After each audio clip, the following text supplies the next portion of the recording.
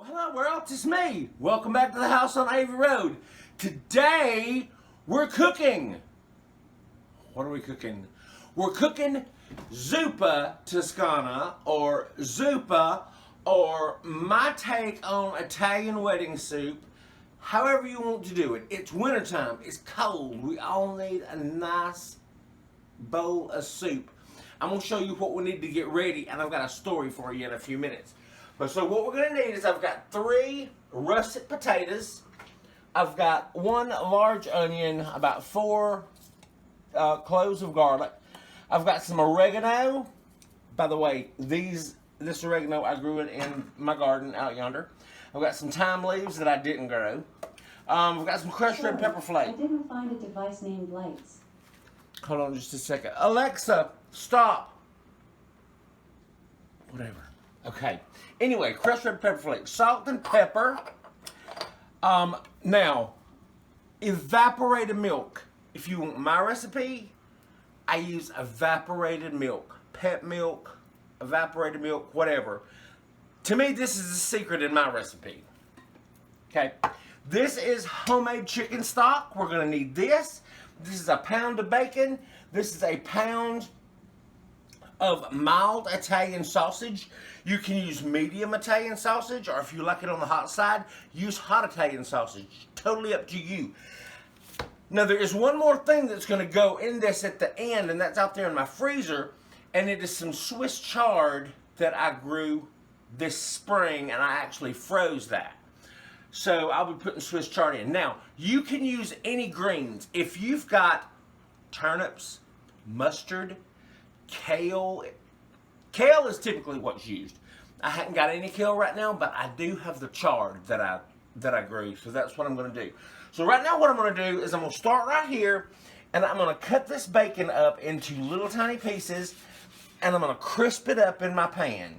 Once I get this bacon crisp up, or starting to crisp, I'm going to do my garlic, my onion, my potatoes, and get all that stuff ready so that we're just ready to go. Alright, I've got my bacon on medium low. I like to crisp my bacon up real slow. That way it gets good and crispy without getting burnt. And I can drain off all that fat and keep the bacon fat, the bacon drippings, for future use. I went ahead and I peeled the potatoes. I'm fixing to chop those up, just like you would if you was doing mashed potatoes. But now I'm going to do the garlic and the onion. And we will, we'll do a fast forward thing right about now.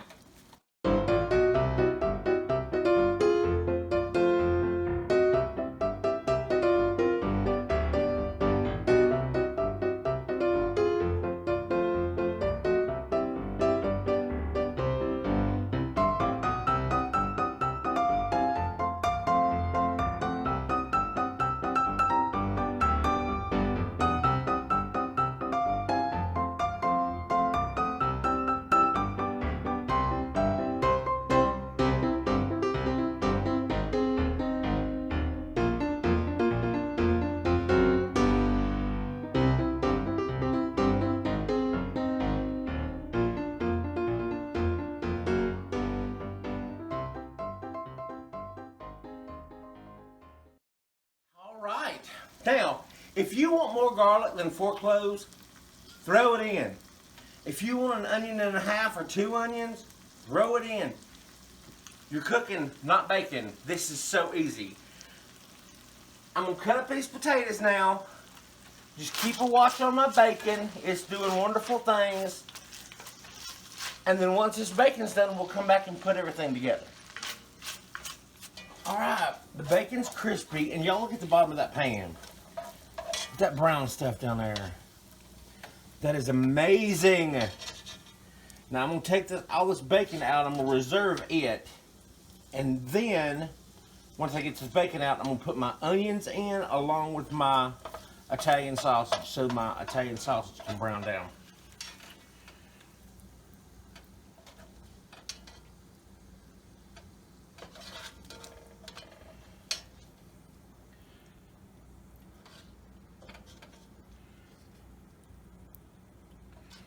Now, my bacon did not have that much fat in it. And I need fat to saute down the onions. So I'm not going to remove any of that fat just now.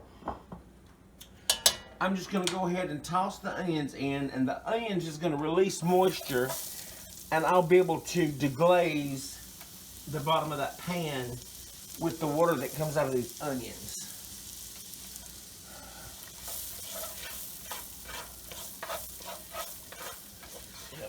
Garlic.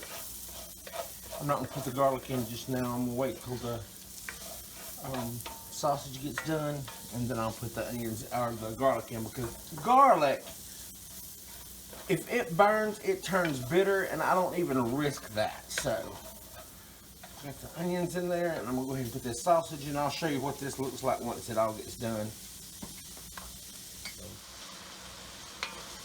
Alright, so this sausage is browned down real good. See all that stuff come off the bottom?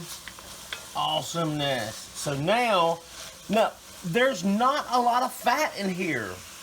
Not a lot of fat at all. I'm straining a lot of fat off the bacon, so I'm not worried about that fat. If there was a lot, I'd strain it off. Right now, I'm putting in the garlic.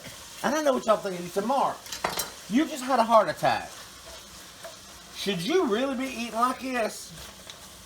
And the answer to that question is probably not. But now we are using a lot of bacon, so we're not going to use any salt until we taste it at the end, right? So I just put that garlic in just for a couple of minutes to let it get heated up. Now, oh, it smells amazing. Now I'm going to put in my oregano, about a teaspoon. Just gonna eyeball it. About a teaspoon of oregano. About a teaspoon of thyme. Now I was gonna tell y'all a story. Whenever I went to the, about a teaspoon of thyme right there. Whenever I went to the Stivers event, whenever I had my heart attack, right? We all know they had, well, you might not know, but they had a chili cook-off, a soup cook-off at the event, and you entered your dish in hopes to win, right? Well, I had made at their house that night. Jen and Grammy Karen was sitting at the table. Zach was talking to Two Family Homestead. I was in the kitchen making this soup and putting this soup together. Now this I'm not using a full teaspoon, about a half teaspoon red pepper flake, just enough to make you go, that's got a little heat. Kind of like that a lot. But anyway, I got this soup ready and everything, and now that night it was supposed to get really cold. It was like down, it was already below 40 at that time, and it was supposed to get down to like 34, 35, right? So I asked Karen, I said, you think this soup would be alright? Because their refrigerator was packed, and I didn't have any room. I said, you reckon I could just set this outside and it'd be fine? Well, Zach said, well, we don't know what kind of animals is out there. But anyway, Jennifer and them loved the soup. They tasted of it that night. So the soup went in a crock pot in the back of Zach Stiver's truck. Well, we all kind of know what happened then. I kind of woke up in the middle of the night, had to go to the emergency room. Nobody thought about the soup that was in the back of the truck. It didn't survive. And this is actually the first time I've made it since then. But I love this soup. Jennifer loved this soup. So right now, y'all, I'm fixing to add my chicken stock. Let that boil until the potatoes are tender. And then we'll come back.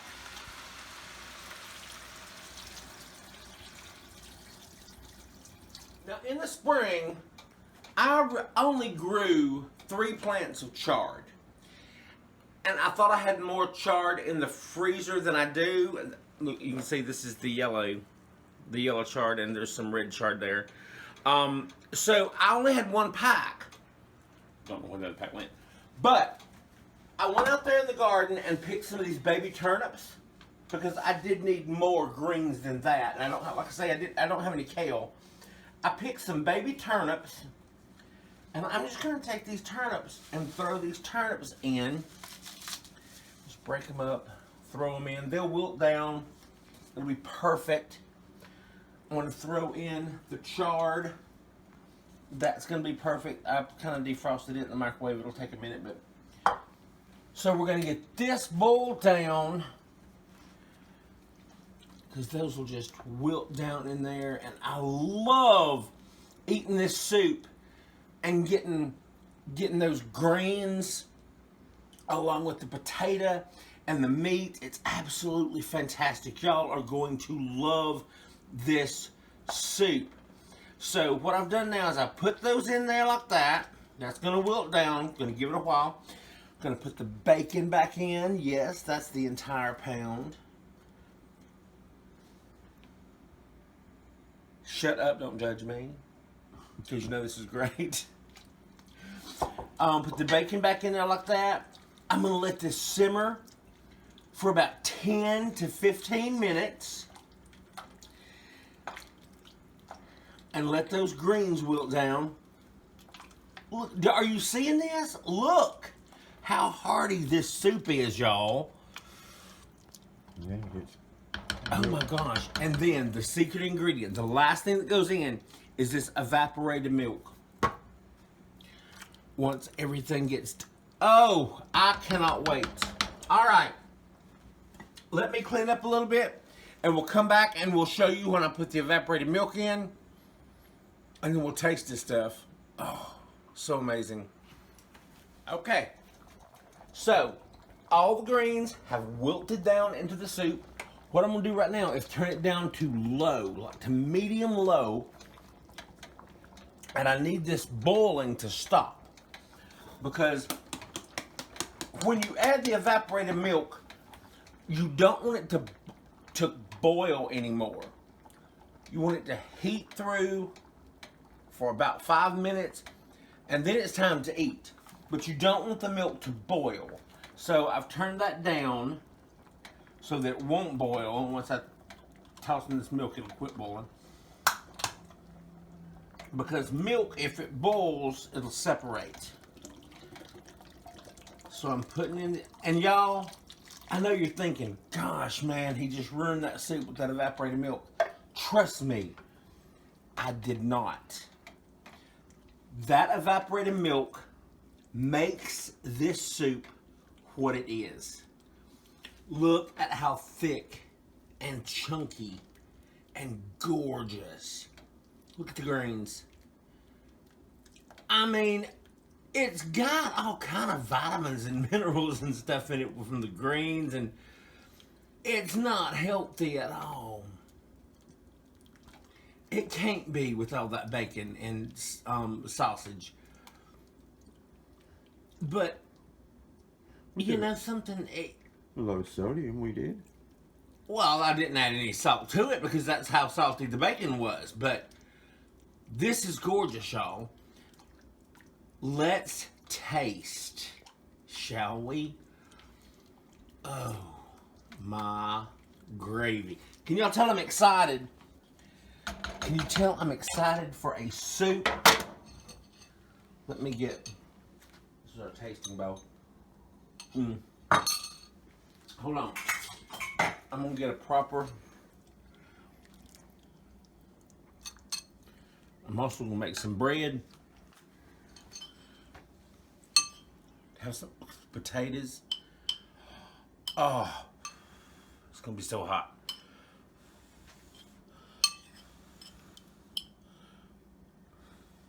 I could eat my weight in this.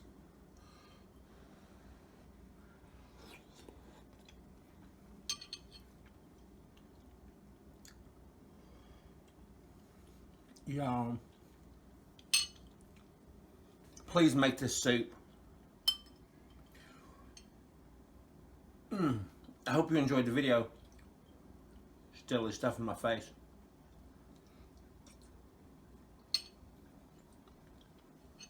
I've had it. It's so good.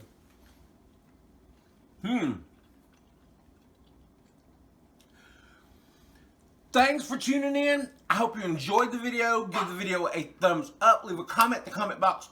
Subscribe to the channel. Get in the kitchen. Make this soup. And we'll talk to you later.